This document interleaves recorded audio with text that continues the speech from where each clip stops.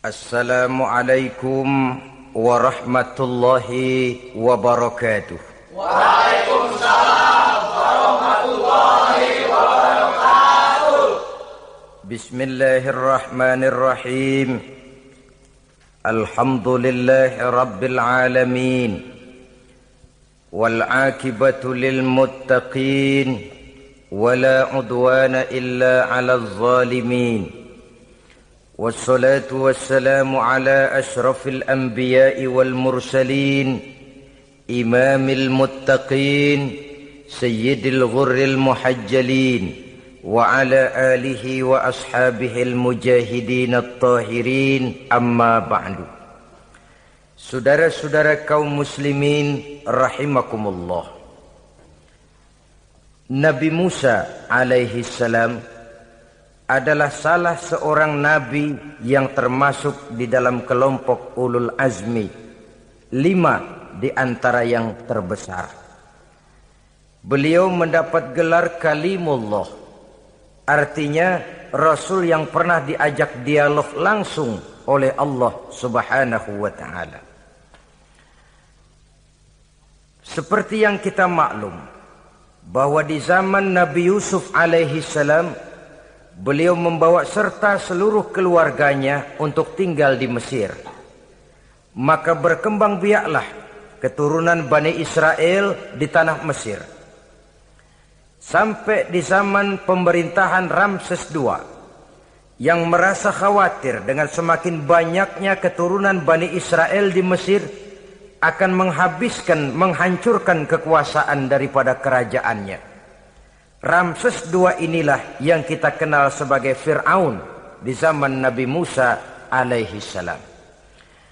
Maka terjadilah kemudian kebijaksanaan yang tidak bijaksana.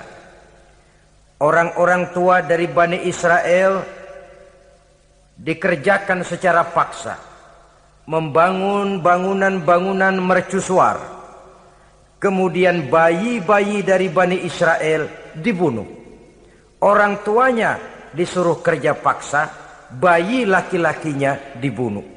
Dengan target agar Bani Israel hapus dari permukaan bumi ini. Tetapi kehendak Allah pasti juga akan terjadi.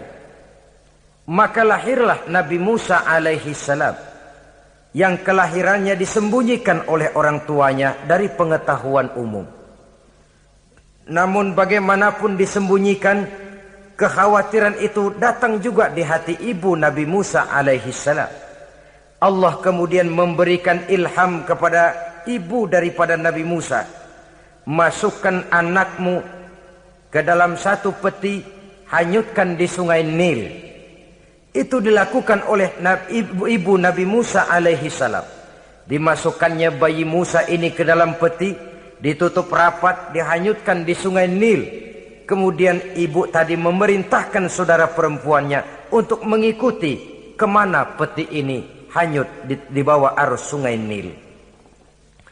Adapun peti ini kemudian hanyut dibawa oleh arus sungai Nil, memasuki istana Fir'aun.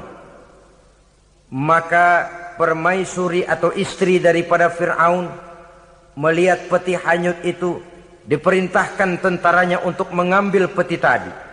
Manakala peti terbuka, berisi seorang bayi laki-laki yang sangat mungil, sangat gembiralah istri daripada Fir'aun.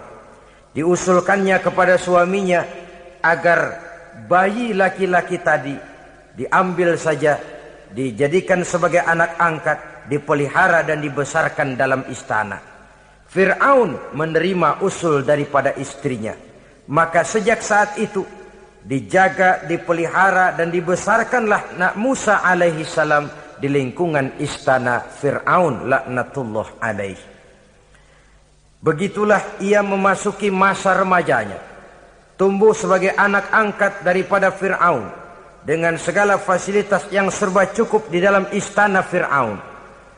Sampai pada masanya di mana ia kemudian menyadari bahwa ia sebenarnya bukan dari keturunan orang-orang Mesir, tapi berasal dari keturunan Bani Israel.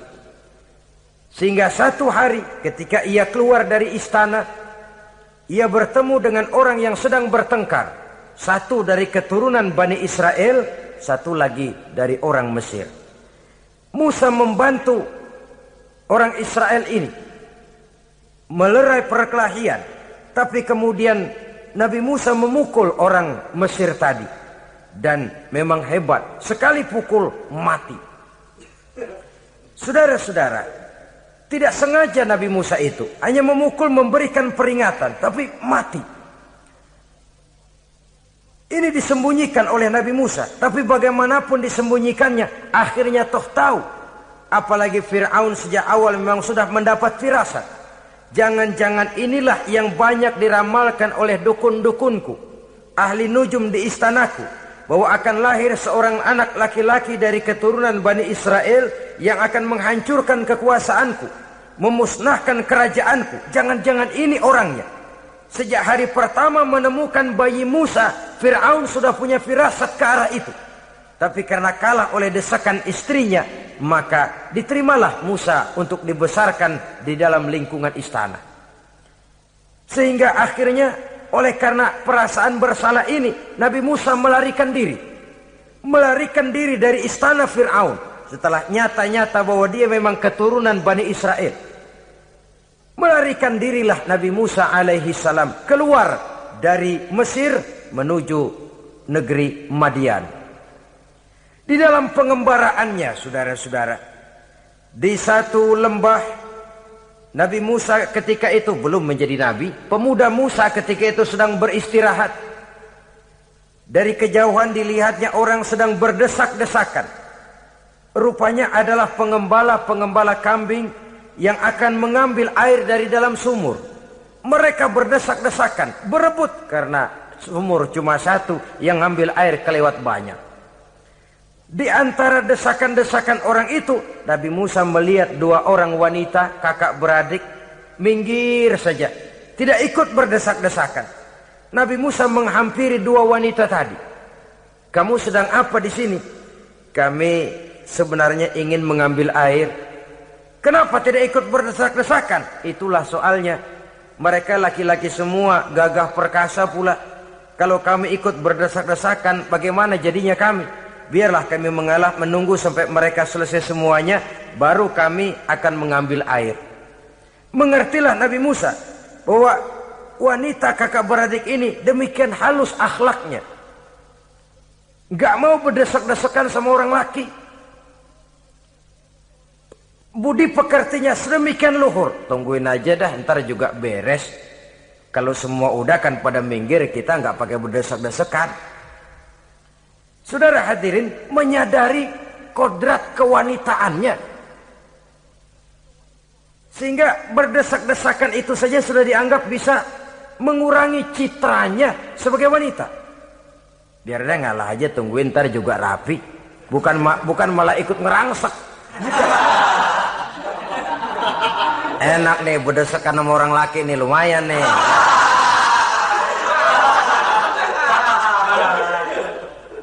Sepintas itu saja sudah cukup bagi Nabi Musa, pemuda Musa, untuk menilai akhlak daripada wanita itu tadi. Oh, kalau kamu nunggu begini aja lama, kata Nabi Musa. Sudah, sini saya tolongin. Diambil embernya, Nabi Musa ikut berdesakan. Karena Nabi Musa memang kuat badannya. Gak lama sudah dapat air. Sodorkan ke sana.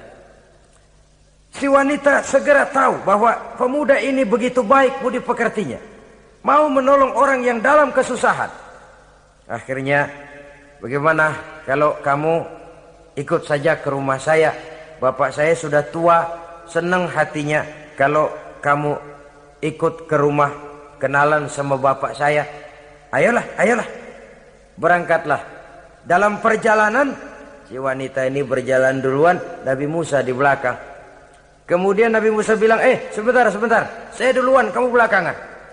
Kenapa rupanya? Angin nakal bertiup menghembus pakaian si wanita, sehingga memberikan gambaran yang agak jelas tentang warna, bentuk, postur badan si wanita itu tadi. Sekarang Musa yang menunjukkan budi pekerti yang luhur. Gak mentang-mentang ditiup angin, nah mumpung nih.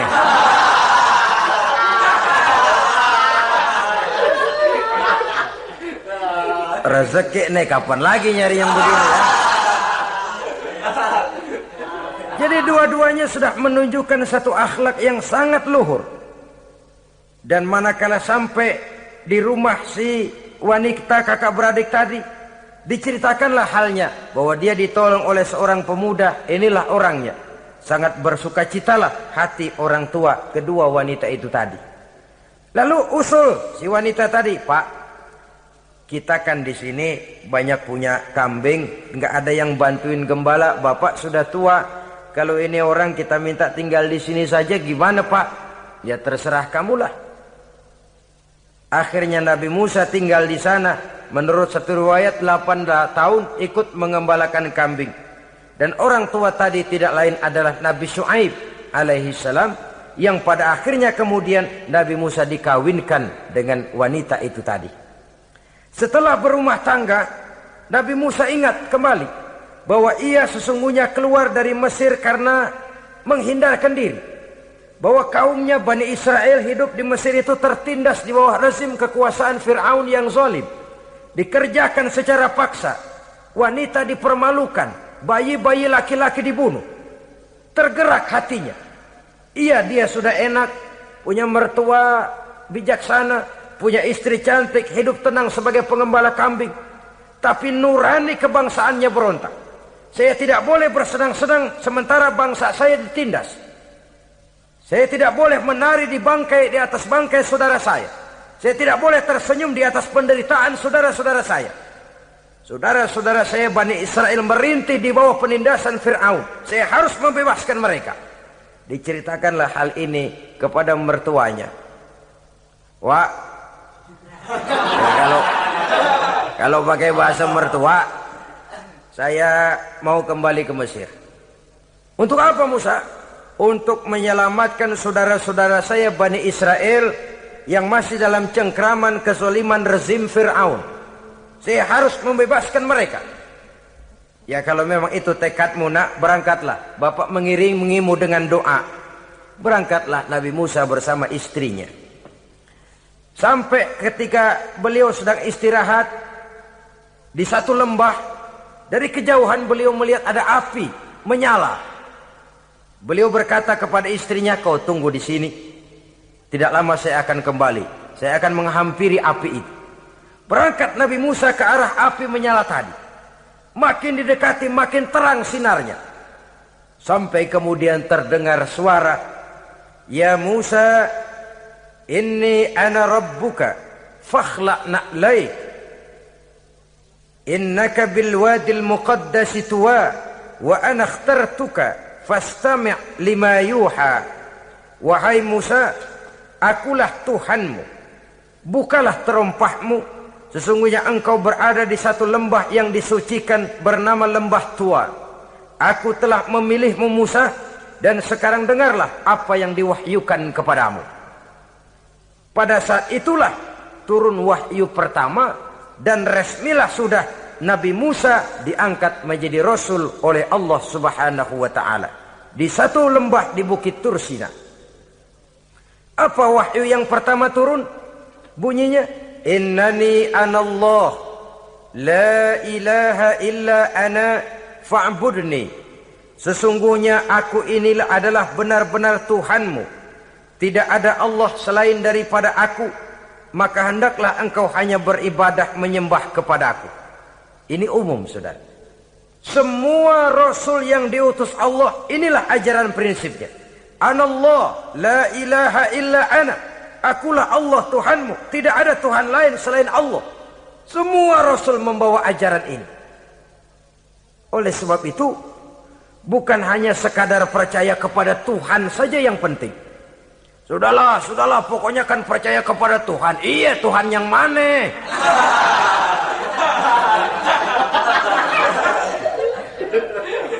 Sebab kalau sekadar percaya kepada Tuhan, rasanya semua agama percaya kepada Tuhan.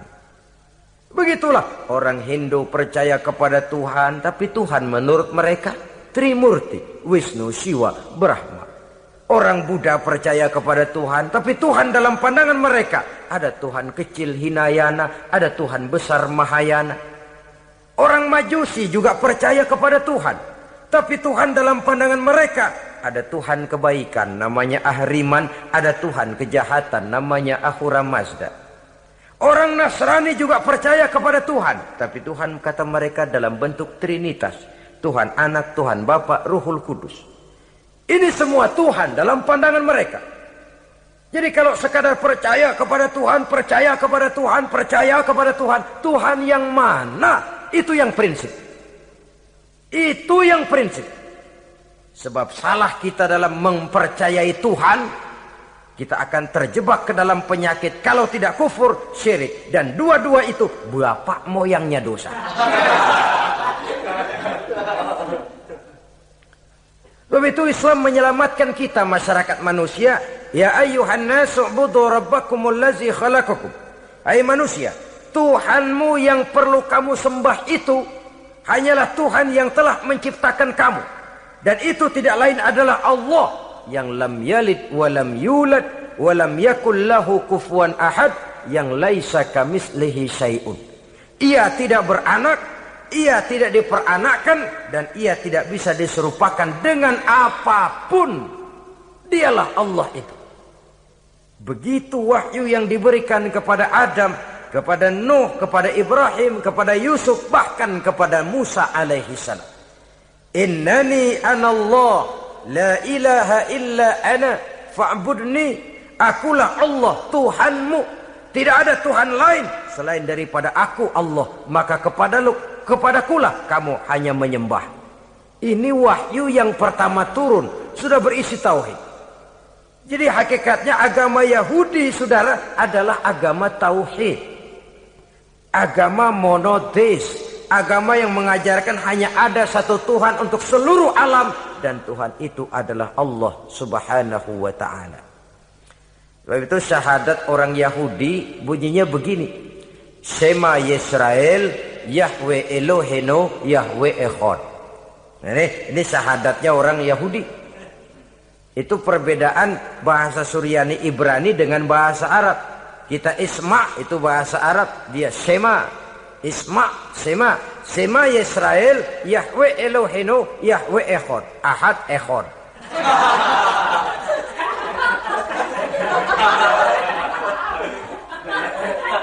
Maksudnya jelas. Sema Yisrael, Yahweh Elohenu, Yahweh Echad.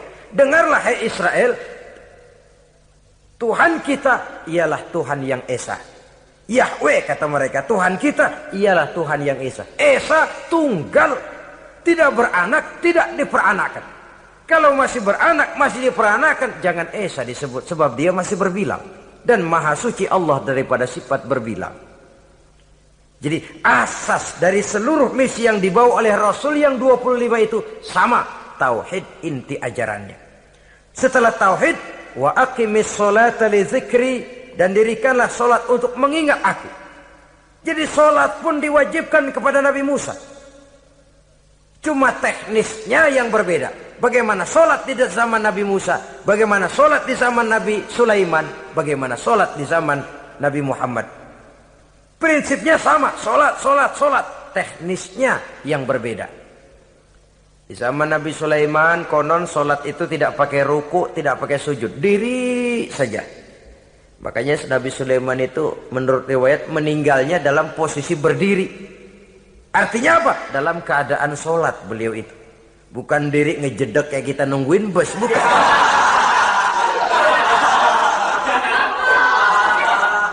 Berdiri dalam kondisi sholat. Tapi yang jelas sholat itu setiap Nabi. Hanya teknisnya saja yang berbeda. Jadi ini sudah akidah dan syariat. Akulah Allah Tuhanmu, tidak ada Tuhan lain selain aku. Ini kan akidah. Yang kedua, wa aqimis sholata li dzikri, syariat. Dirikan solat untuk mengingat aku. Inna sa'ata atiyatun, sesungguhnya kiamat itu pasti akan datang. Ini juga sudah urusan beriman, percaya kepada yang gaib. Saudara-saudara kaum muslimin rahimakumullah. Setelah mendapat wahyu ini, turunlah perintah Allah kepada Nabi Musa. Apa kata Allah? Izhab ila fir'auna innahu tagha. Sekarang Musa, berangkatlah kamu menuju Fir'aun. Ia telah melampaui batas.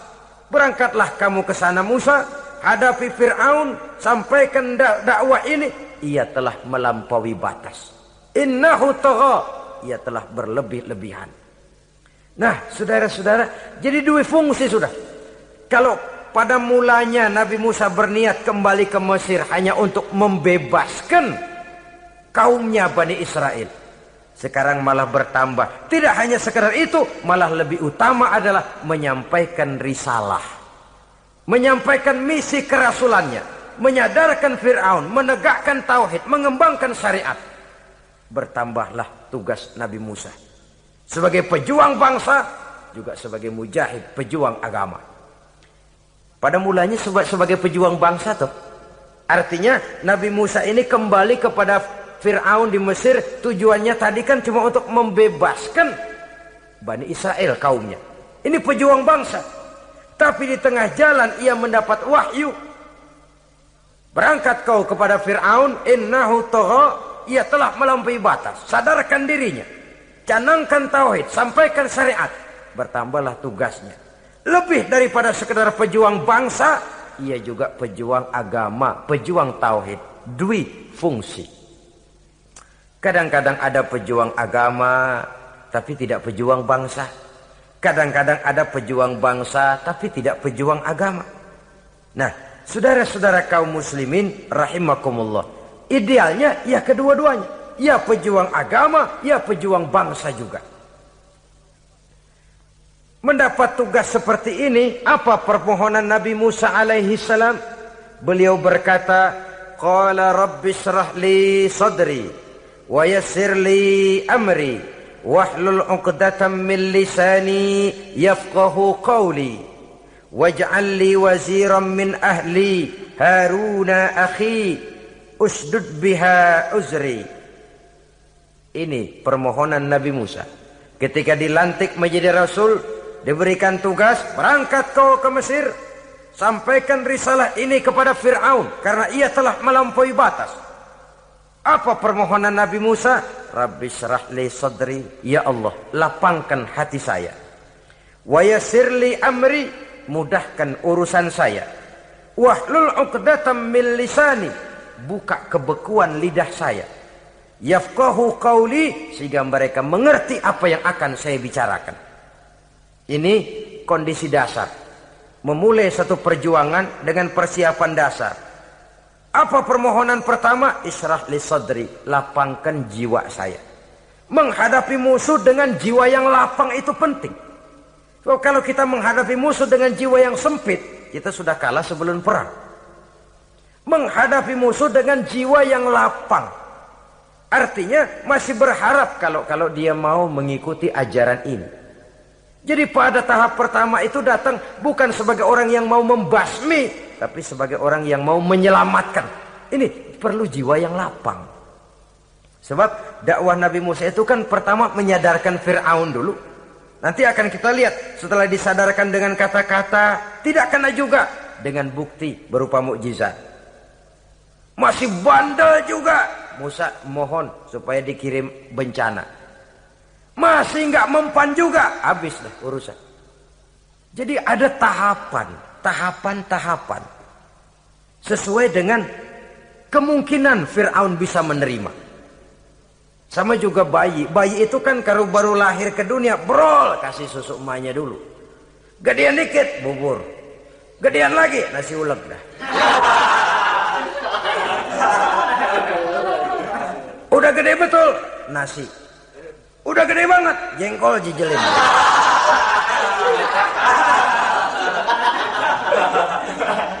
Jadi ada semacam tahapan. Kalau begitu lahir dikasih jengkol kan habis. Peringatan dulu. Setelah peringatan, bukti berupa mukjizat. Dihadapkan dengan sihir, menang mukjizat. Masih tidak mempan juga, teguran, dikirimkan azab, dikirimkan bencana. Masih tidak mempan juga, sudah ditenggelamkan oleh Allah di Lautan Merah. Itu akan kita ceritakan kemudian nanti. Jadi apa yang diminta oleh Nabi Musa, ya Allah, lapangkan hati saya menghadapi Fir'aun ini. Fir'aun CS, Fir'aun, Haman, dan lain-lain. Dan jangan lupa Fir'aun itu cuma ya hakikat tapi juga simbol. Hakikatnya memang ada yang namanya Fir'aun itu. Simbol karena Fir'aun selalu berkembang. Di setiap zaman, di setiap tempat, Fir'aun selalu ada. Cuma liciknya Fir'aun ini kemana dia pindah, ke situ dia ganti nama. Orang sering lupa, padahal isinya Fir'aun. Namanya bisa Hitler, namanya bisa Mussolini, namanya bisa Stalin, tapi isinya Fir'aun. Kemana dia tinggal, di situ dia ganti nama. Simbol dari kekuasaan yang terlepas dari kontrol iman. Simbol dari kekuasaan yang menyebabkan orang lupa diri dan lupa daratan. Dan sebenarnya mah Fir'aun mulanya cuman raja tuh. Raja doangan dia. Cuman kelamaan jadi raja, kagak mau turun-turun. Akhirnya dia menganggap tidak ada yang lebih tinggi daripadanya. Apalagi ketika Nabi Musa datang mengajarkan ada Tuhan lain, yaitu ada Tuhan yang sebenarnya, yaitu Allah. Lah Fir'aun sampai kepada puncak kekurang ajarannya, memproklamirkan diri sebagai Tuhan. Ana rabbukumul a'la. Bukan karena kebodohannya sebenarnya, tapi karena gengsi kekuasaannya. Nah ini, gengsi kekuasaan ini sering menyebabkan orang overacting. Fir'aun bukan bodoh, bukan. Fir'aun bukan tidak tahu kalau Musa itu benar, tahu. Fir'aun bukan tidak ngerti kalau itu mukjizat, sihir kalah, tahu. Tapi gengsi kekuasaan. Gua kan raja, masa di depan rakyat tunduk sama Musa? Gengsi dong.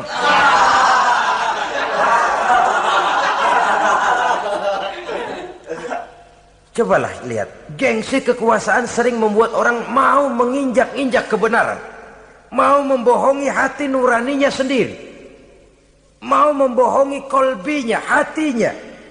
Padahal itu sudah, orang kalau sudah hatinya sendiri dibohongin, apalagi orang lain, sudah manusia paling kejam itu. Cuma karena gengsi kekuasaan saja. Gengsi kekuasaan kadang menganggap remeh kecil Nabi Musa, kadang merasa besar di depan rakyatnya, tiba-tiba harus tunduk kepada dakwah Musa. Ntar dulu, ada apa sama Musa? Dia kanyut, gue yang ngangkat. Iya toh, peristiwa di Sungai Nil itu. Karena aku yang nyelamatin, aku yang besarkan dia di istanaku. Gengsi kekuasaan sering menyebabkan orang overacting. Bukan karena kebodohannya, dia tahu itu benar, tapi dia berat untuk mengikutinya. Kenapa? Gengsi kekuasaan. Inilah watak Fir'aun. Oleh sebab itu Nabi Musa minta, ya Allah, lapangkan hati saya menghadapi orang kayak Fir'aun ini. Wa yassirli amri, dan mudahkan urusan saya. Ini orang berjuang itu, saudara, setelah segala taktik dan strategi dibicarakan, segala persiapan fisik disiapkan, jangan lupa wa yassirli amri, ya Allah, mudahkan urusan saya. Sebab sepanjang yang bisa kita lakukan hanyalah berusaha dan berusaha. Kepastian, ketentuan, hak prerogatif daripada Allah Azza wa Jalla. Kalau Allah memberikan kemudahan, satu dunia orang mau menghadang, no problem. Kalau Allah sudah memberikan kemudahan, satu dunia orang mau mendatangkan kesulitan, gak ada gunanya. Wa yassirli amri, mudahkan kiranya urusan saya ini ya Allah. Karena sudah terbayang oleh Musa. Pertama, faktor psikologis. Bagaimanapun Fir'aun itu kan bapak angkat sendiri. Ya orang kalau nasihatin orang lain barangkali nggak terlalu jadi beban moral. Tapi kalau sudah menasehati orang yang pernah mengasuh dan membesarkan dia, itu kan beban moral. Sulit posisi ini. Apalagi kekuasaan mutlak berada di tangannya, tentaranya gagah perkasa. Wa yassirli amri, mudahkanlah urusan saya ya Allah. Lapangkan hati, mudahkan urusan. Saudara-saudara kaum muslimin rahimakumullah. Permohonan yang ketiga dari Nabi Musa, setelah minta dilapangkan hati dan dimudahkan urusan, wahlul 'uqdatam min lisani, bukalah kebekuan lidahku. Satu riwayat menjelaskan bahwa Nabi Musa memang agak gagap kalau bicara. Riwayat lain menjelaskan bahwa beliau agak sedikit cadel. Tapi yang jelas, minta agar dibukakan kebekuan lidah. Ini mengandung satu pelajaran. bahwa cara menyampaikan sesuatu akan sangat menentukan sesuatu itu sendiri. Sesuatu yang baik, kalau salah cara kita mengucapkannya, salah cara kita menyampaikannya, jadi tidak baik kesan orang. Ini soal ucapan. Soal hati itu Allah saja yang tahu. Tapi kan orang sebelum tahu hati ini, omongan yang didengar, tingkah laku yang dilihat. Maka ini yang diminta oleh Nabi Musa alaihissalam. Misi risalah ini berat. Menyampaikan pesan ilahi ini tidak ringan. Kalau salah saja ngomong, akan timbul kesalah pengertian. Oleh sebab itu, wahlul 'uqdatam min lisani, bukalah kebekuan lidah saya ini, supaya lancar bicara untuk menyampaikan yang hak, menghancurkan yang batil. Cara kita menyuguhkan sesuatu sangat menentukan sesuatu itu sendiri. Saudara datang ke rumah saya, yang saya suguhkan cuma segelas teh pahit dan singkong goreng. Tapi kalau dengan kata-kata yang menyentuh, enak didengar telinga, nggak berasa tuh singkong goreng. Sebaliknya yang disuguhkan makanan mahal, mewah, lezat, caranya kasar, omongannya nggak enak didengar. Makan dah sikat abisin deh, gue tau lu lapar, abisin deh.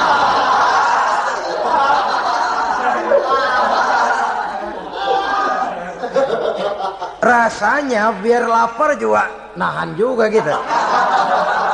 Apa itu? Bukan makanannya yang tidak enak, bukan kita nggak doyan, bukan caranya itu loh, caranya. Nah, Islam ini agama yang baik.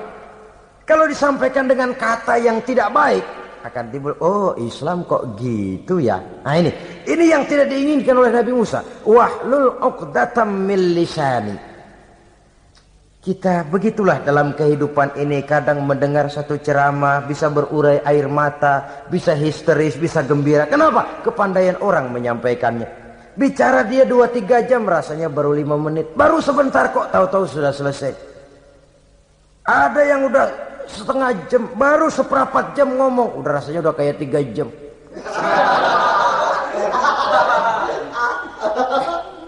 Kita udah berbisikkan, udah dah.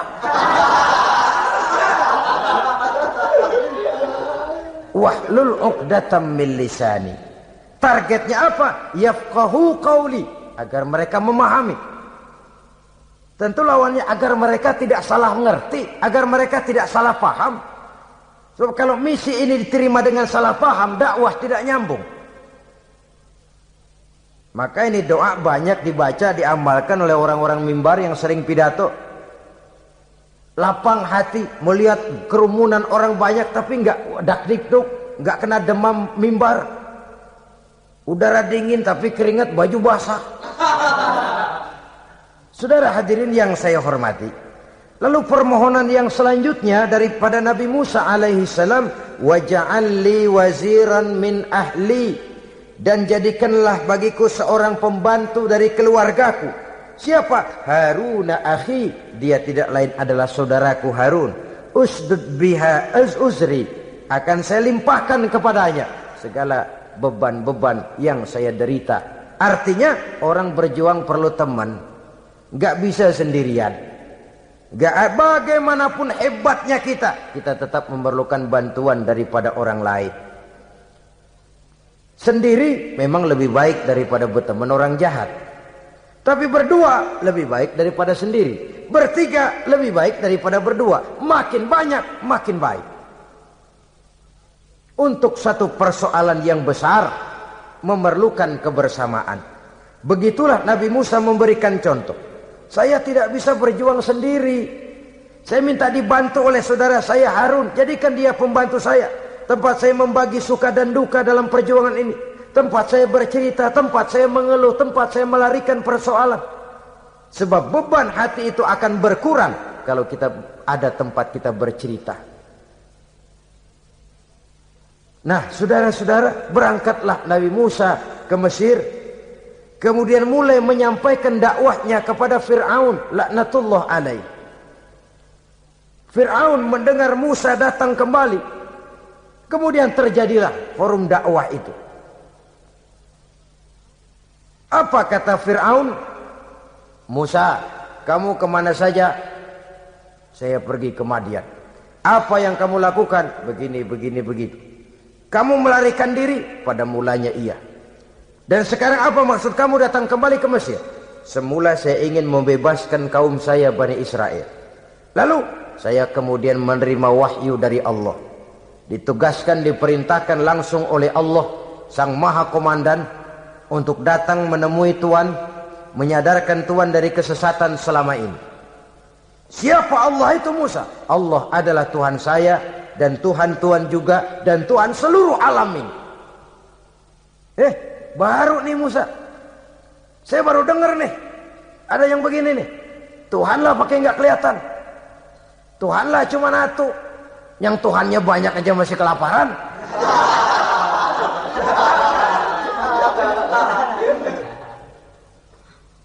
Di mana Tuhan? Tuhan saya bersemayam di aras, tempat yang sangat tinggi. Hei Haman, kata Fir'aun kepada Perdana Menterinya, bikin menara yang tinggi. Bikin rakyat kerja paksa lagi, bikin menara tinggi. Naik Fir'aun ke atasnya, melepas panah dari atasnya. Menurut satu riwayat, panah itu ditangkap oleh malaikat, ditublaskan ke ikan, lalu dikembalikan lagi kepada Fir'aun dalam kondisi di mana panah itu berdarah. Dia tangkap lagi oleh Fir'aun, turun ke bawah, pidato di depan rakyatnya. Lihatin, Tuhan Musa udah saya panah nih. Mati. Saudara hadirin yang saya hormati, dengan segala macam dalih Fir'aun mencoba mengingkari dakwah Nabi Musa alaihi salam. Baiklah Musa, andai kata kamu benar, apa buktinya? Tuhan mau apa? Kamu sanggup menandingi tukang sihir saya? Insya Allah. Ayo kumpul tukang sihir, kumpul.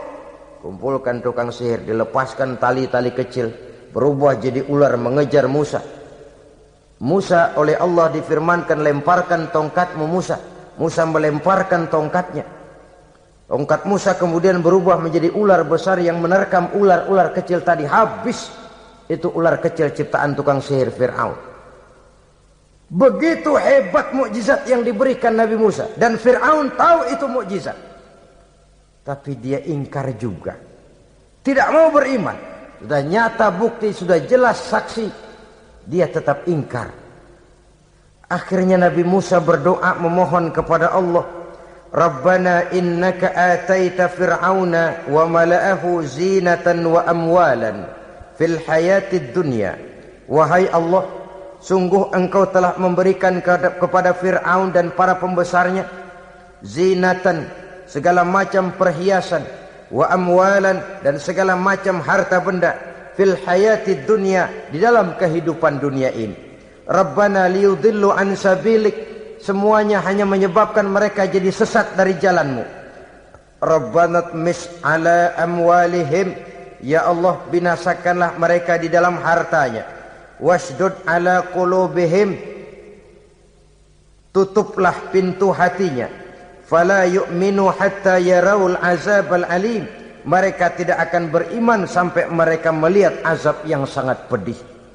Sudah dibuktikan dakwah baik-baik tidak mempan, bukti berupa mukjizat tidak kena, sampai dikirimkan teguran berupa berbagai macam bencana masih tidak juga beriman.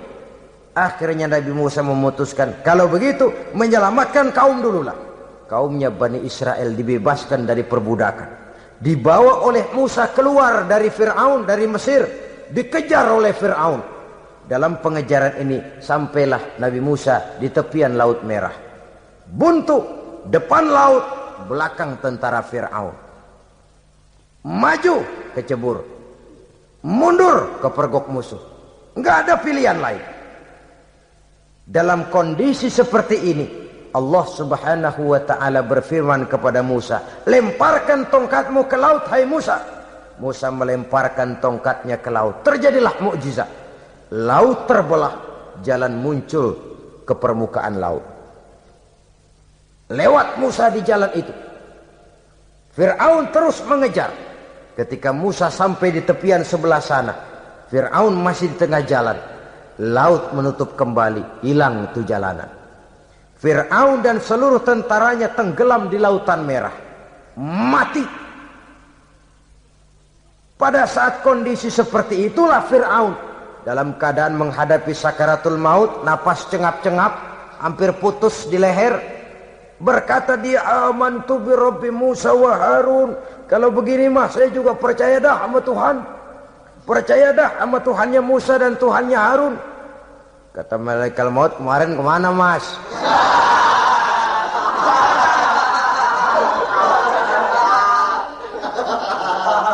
Sudah gini hari baru mau percaya, terlambat. Terlambat. Akhirnya Fir'aun mati. Mati, tapi badannya utuh. Allah berjanji, wa kadzalika nunajjika bi badanika litakuna liman khalfaka ayah. Kami selamatkan badanmu Fir'aun agar menjadi pelajaran bagi orang-orang sesudah kamu nanti. Fir'aun mati, tapi badannya selamat terdampar di tepi pantai. Oleh rakyat Mesir, wah ini raja kita nih. Raja kita, ketemu. Hidup, mati.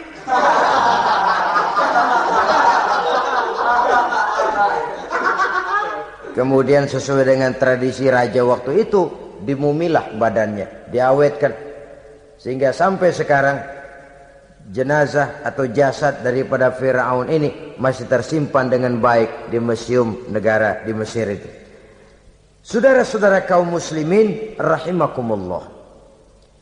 Jadi satu hal yang bisa kita ambil pelajaran daripada riwayat perjalanan dakwah Nabi Musa ini, bahwa dakwah menyampaikan risalah memang bukan jalan lurus dan licin bertabur bunga di kanan kirinya. Dakwah menyampaikan pesan agama, jalannya berliku, berbelok, menanjak, menurun, banyak onak dan duri di sekelilingnya. Yang paling makan hati adalah apabila sudah berdakwah kepada penguasa yang zalim, seperti halnya Fir'aun ini. Bagaimanapun ia punya kekuasaan, ia punya tentara, ia bisa menghitamkan yang putih, ia bisa memutihkan yang hitam. Kalau bukan iman yang jadi landasan moral dalam perjuangan, orang mudah frustasi. Kalau berdakwah kepada rakyat kecil, resiko kurang. Kalau berdakwah kepada para pengusaha, resiko kurang. Kalau berdakwah kepada kelompok-kelompok yang tidak memegang kekuasaan, resiko kurang. Tapi kalau sudah kelompok memegang kekuasaan, yang tersinggung gengsi kekuasaannya, disitulah resikonya sedemikian besar. Ini yang dihadapi oleh Nabi Musa alaihi salam. Tapi yang dijalaninya dengan tabah, dengan tekun. Karena kebenaran memang bisa ditekan, tapi satu hal yang jelas, kebenaran sama sekali tidak akan bisa dikalahkan. Buat sementara dia bisa ditekan, tapi lambat atau cepat dia pasti akan muncul ke permukaan, dan kebenaran jugalah yang akan tampil sebagai pemenang. Sebenarnya kurang apa Fir'aun? Kekuasaan mutlak berada di tangannya. Seluruh menteri-menterinya adalah pendukungnya belaka. Rakyat dipaksa untuk takut dan taat kepadanya. Dia adalah kekuasaan tunggal di Mesir. Sementara kaum Bani Israel berada di bawah penjajahannya, penindasannya, kesewenang-wenangannya. Dan bahkan ketika Nabi Musa sudah menyampaikan dakwahnya, Fir'aun malah sempat mengungkap jasa. Musa, kamu kok sekarang bisa begitu? Enggak ingat ya dulu, kamu hanyut di sungai Nil, istri saya kan yang angkat. Saya yang besarkan di istana saya. Kok sekarang kamu bisa ngelawan saya sih? Ini biasa. Apa jawab Nabi Musa? Kenikmatan yang kau berikan kepada saya belum seberapa ketimbang penghinaanmu kepada kaum saya Bani Israel. Jangan kau menyangka Fir'aun, kalau saya kau bikin senang, saya lalu akan mau mengkhianati bangsa saya sendiri. Tidak. Sama sekali kesenangan yang kau berikan kepada saya tidak akan menutup mata saya dari kondisi yang dihadapi oleh kaum saya, oleh umat saya. Mereka tersiksa, mereka menderita, mereka merana. Haruskah saya lupakan mereka cuma karena saya sudah tinggal di istanamu, engkau yang membesarkan? Padahal kau pun membesarkan saya bukan karena kemauanmu, desakan daripada istrimu. Jangan ngitung-ngitung jasa Fir'aun. Andai katamu jasamu ada kepada saya, belum seberapa ketimbang penghinaanmu kepada bangsa saya Bani Israel. Di situ Nabi Musa menunjukkan sifat nasionalisme yang sangat tinggi, rasa nasionalisme yang sangat mendalam. Kadang-kadang kan orang ya seperti di zaman penjajahan Belanda, karena diangkat jadi tuan tanah, bangsanya sendiri diinjak-injak. Karena diangkat jadi centeng dikit dah, kumis mbaplang dah, bukan main. Bangsanya sendiri diinjak-injak. Fir'aun mengingatkan ini. Kalau cara kita, lo gede di sini, makan di sini, segala macam di sini dah. Masa lupa kacang sama kulitnya? Kasarnya mah lu bisa begini nih, Musa nih, gue yang rawatin lo. Saya yang menjagamu, mengangkatmu dari sungai Nil. Masa sekarang sudah gede begini kamu mau berhadapan dengan saya? Punya pikiran dong dikit kalau cara kita. Mikir dong, mikir. Dulu lagi kanyu di Nil, siapa yang angkat? Musa tidak membantah. Betul itu Fir'aun, betul. Tapi apalah artinya semua itu ketimbang penghinaan yang engkau berikan kepada bangsa saya? Saya tidak mungkin menari-nari di atas bangkai umat saya. Saya tidak mungkin bersenang-senang di atas penderitaan kaum saya. Dan saya tidak mungkin senyum ceria di atas derita daripada kaum saya. Dengan tidak melupakan jasamu, saya tidak akan merubah pendirian saya. Saya ingin membebaskan penjajahan. Saya ingin membebaskan kaum saya Bani Israel dari belenggu penindasan. Kalau engkau sudah tidak mau mendengar dakwah yang saya sampaikan, tidak mau bertuhan Allah, tidak mau menyembah kepadanya, tetap dengan keangkuhan dan kesombonganmu sekarang ini, okelah, berjalanlah dengan keyakinanmu. Tapi saya harus membebaskan kaum saya Bani Israel. Saudara-saudara kaum muslimin rahimakumullah, itulah jalan dakwah, jalan menyampaikan risalah agama, risalah Islam. Sekali lagi, bukan jalan lurus bertabur bunga. Tapi agama memberikan ajaran, balighu anni walau ayat. Sampaikan dari aku, walaupun cuma sekedar satu ayat saja. Tugas ini memang mulia, tapi berat. Tugas ini memang terhormat, tapi penuh resiko. Ya kalau menyampaikan asal sekedar menyampaikan, sudahlah, pokoknya nyampein, percaya syukur, kagak udah dah. Bukan cuma sekadar itu. Ada semacam tanggung jawab moral. Maka kondisi dasar yang dilakukan oleh Nabi Musa, permohonan yang tadi itu, ya Allah, lapangkan hati saya. Jalan ini penuh onak dan duri, berliku, menanjak, menurun. Banyak halangan, tentangan, rintangan, dan fitnahan. Kemudian mudahkan urusan saya. Menentang kekuasaan Fir'aun bukan perkara ringan. Bukan urusan main-main. Menentang raja yang sedang berkuasa. Kekuasaannya mutlak, otoriter pula, diktator murni Fir'aun itu. Mudahkan urusan saya menghadapi jalan ini ya Allah. Karena tidak mungkin menurut otak. Mana bisa kata kebiasaan. Impossible kata rasio. Kalau Allah mau memudahkan, semua jalan akan terbuka dengan mudah. Tapi kalau Allah yang mempersulit, bagaimanapun matangnya perhitungan strategi, taktik, rencana, program, planning, kalau Allah mempersulit, jalan itu akan jadi buntu jadinya. Oleh sebab itu maka persiapan zahir harus diimbangi dengan persiapan batin. Untuk menegakkan sesuatu yang hak, menghancurkan sesuatu yang batil, sebagaimana yang dilakukan oleh Nabi Musa alaihi salam ini. Dan segala macam tantangan dihadapi oleh Nabi Musa. Kau menyampaikan risalah bahwa engkau Rasul? Ya. Kau punya bukti? Siap. Apa buktimu? Ini, tongkat dilempar jadi ular, tangannya dimasukkan ke saku baju, lalu dikeluarkan bersinar gemerlapan, lebih sinar dari lampu merkuri. Sampai Fir'aun silau dibuatnya berasa. Sudah Musa, sudah, masukkan tanganmu lagi, masukkan tanganmu lagi. Dia tahu, dia sadar itu bukan sihir, tapi lagi-lagi gengsi kekuasaannya. Sehingga pantas kalau Nabi pernah bersabda, afdalul jihad kalimatu haqqin inda imamin jair. Jihad yang paling besar adalah mengucapkan kebenaran di depan penguasa yang zalim. menyampaikan kebenaran di hadapan penguasa yang zalim. Tapi kan berat, saudara. Sulit.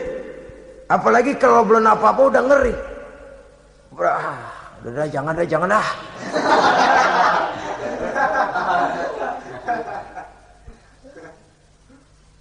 Itu sebabnya Ishrah li sadri, lapangkan hati saya.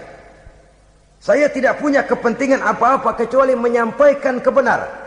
Kalau sudah ada kepentingan pribadi, itu yang sering jadi handicap. Itu yang sering jadi jurang pemisah antara kita dengan orang yang akan kita sampaikan kebenaran tadi. Saudara-saudara kaum muslimin rahimakumullah, maka terasa benar relevannya doa yang diajarkan oleh Rasul kepada kita. Allahumma arinal haqqa haqqa warzuqna ittiba'ah wa arinal batila batilan warzuqna ijtinabah. Ya Allah, tunjukkan kepada saya bahwa yang benar itu benar, berikan saya kekuatan untuk mengikutinya. Ya Allah, tunjukkan kepada saya bahwa yang salah itu salah, berikan saya kekuatan menghindarinya. Kenapa? Orang sering tahu bahwa itu benar, tapi tidak berdaya mengikutinya. Seperti Fir'aun, tahu bahwa Musa itu benar. Abu Jahal, Abu Lahab juga tahu bahwa Nabi Muhammad itu benar. Abrahat juga tahu bahwa Nabi Ibrahim itu benar. Namrus juga tahu Ibrahim itu benar. Tapi mereka tidak berdaya mengikuti kebenaran karena gengsi kekuasaannya. Kadang kita tahu bahwa itu salah itu. Tapi karena dilakukan oleh orang yang punya kekuasaan, kita lalu tidak berdaya menghindarinya. Malah terjebak ikut-ikutan salah. Lalu menghibur-hibur diri. Sudahlah, tak ada gading yang tak retak. Bukankah dengan demikian kita sudah melegimitir kesalahan? Tahu bahwa itu benar dan mampu mengikutinya, itu nikmat. Tapi tahu itu benar namun tidak berdaya mengikutinya, itu mendatangkan siksaan batin. Tahu itu salah dan mampu menegur, itu nikmat. Tahu bahwa itu salah tapi larut ikut salah, nimbrung dalam kesalahan, itu mendatangkan tekanan batin. Jadi tahu kebenaran itu penting, tapi terketuk hati mengikuti kebenaran itu jauh lebih penting. Semua kita tahu Islam itu benar, tapi semua yang tahu Islam itu benar maukah mengikuti ajaran Islam? Tidak. Semua orang tahu kalau judi itu batil. Hatta penjudi yang paling kakap pun mesti tahu kalau itu batil, itu tidak baik. Tapi dia tidak berdaya untuk menghindarkannya, terjebak ke dalam penyakit itu tadi. Oleh sebab itu, saudara-saudara kaum muslimin yang saya cintai, tidak ada satu ucapan yang lebih baik. Dalam istilah Quran itu Allah menjelaskan, wa man ahsanu qawlan mimman da'a ila Allah wa amila salihan wa qala innani minal muslimin. Ucapan siapakah yang lebih baik dalam hidup ini selain daripada mimman da'a ila Allah, selain daripada ucapan orang-orang yang menyeru ke jalan Allah, orang-orang yang menyadarkan kepada agama, ini jalan Allah, mari ikuti, itu jalan setan, mari tinggalkan. Wa amila salihan, tidak cukup sekedar berdakwah mengajak orang ke jalan Allah, dia juga beramal soleh.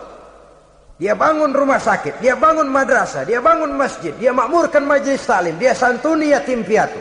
Wa qala innani minal muslimin, seraya berkata, saya termasuk orang yang berserah diri kepada Allah.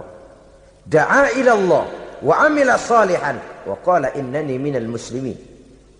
Menyerukan manusia ke jalan Allah, beramal soleh, dakwah bil hal kata orang sekarang. Kemudian mereka pada akhirnya berkata, kami adalah sekelompok orang-orang yang sudah berserah diri kepada Allah. Segalanya diserahkan kepada Allah. Lahirlah kedamaian rohani, ketegaran pribadi, ketentraman batin di dalam dia melaksanakan tugasnya. Kalau tidak, maka nanti ya tuh orang kan gua ajak baik-baik nyuruh sembahyang, ngapa gua dimusuhin? Dipikirin, kurus dah. ampek gaya deh. Makan hati. Soal orang mau beriman atau tidak itu bukan urusan kita. Tugas kita hanya sekedar penyampai. Tugas Rasul hanya sekedar penyampai. Kalau dakwah sudah disampaikan, metode sudah disusun, pendekatan sudah baik, tapi orang tidak mau beriman, Allahumma inni qad ballaghtu, ya Allah sudah saya sampaikan, ya Allah sudah saya peringatkan, ya Allah sudah saya sampaikan, ya Allah sudah saya tegur. Kalau toh tetap begitu juga, sudah saya sampaikan ya Allah. Di sana kelapangan lalu tumbuh. Jadi dengan kata lain, kita hanya berusaha, hidayah adalah di tangan Allah. Oleh sebab itu, kita ini termasuk yang bersyukur telah mendapat limpahan hidayah ini. Kalau kita lihat Fir'aun CS termasuk Haman, Perdana Menterinya, dan seluruh bala tentaranya, kurang apa? Mereka lihat mukjizat. Mereka saksikan kebesaran Allah. Di dunia juga mereka sudah dikirim bencana, teguran kepada mereka, entah tidak juga beriman. Dan strategi Nabi Musa mula-mula dialog, diajak ngomong, diajak bicara, diajak mikir, tukar pikiran. Allah itu begini-begini, oh tidak bisa, iya begini begitu. Masih tidak percaya juga, dibuktikan mukjizat, tongkat jadi ular, tangan bisa mengeluarkan sinar. Masih ingkar juga, keluar doanya nih, doa yang ada dalam surah Yunus ayat 88-89. Rabbanat mis'ala amwalihim, ya Allah cukup dah. Seruan sudah disampaikan, peringatan sudah diberikan, mukjizat sudah mereka lihat, tapi nggak juga mau beriman. Buresin aja harta bendanya dah. Habisin dah. Dikasih perhiasan kehidupan dunia. Innaka ataita fir'auna wa mala'ahu zinatan wa amwalan. Dikasih harta, kesenangan dunia, bikin sesat. Habisin aja dah. Wasdud ala qulubihim, hatinya empat dah.